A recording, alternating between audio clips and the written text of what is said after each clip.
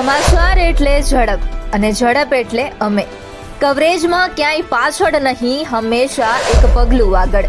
દેશ દુનિયાના સમાચાર, રાજનીતિ, સમસ્યા, વ્યાપાર, રોજગાર, તમામ સમાચારો પર રહેશે અમારી નજર. ગુજરાતની દરેક ઘટના તમારા ફોનમાં સૌપ્રથમ માત્ર V18 ન્યૂઝ પર.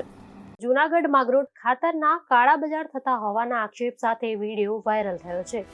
આ વાયરલ વિડીયોમાં ખાતરની ગાડીઓમાંથી સીધું જ છકડા રિક્ષામાં ખાતર ઉતારાતા હોવાનું સામે આવ્યું.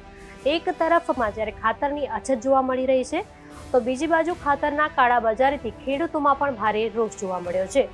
વિડીયો અંગે ટ્રાન્સપોર્ટર સાથે સંપર્ક કરવામાં આવ્યો ત્યારે તેમણે આ મામલે પોતાની કોઈ જવાબદારી ન હોવાનું કહી હાથ ખંખેર્યા હતા.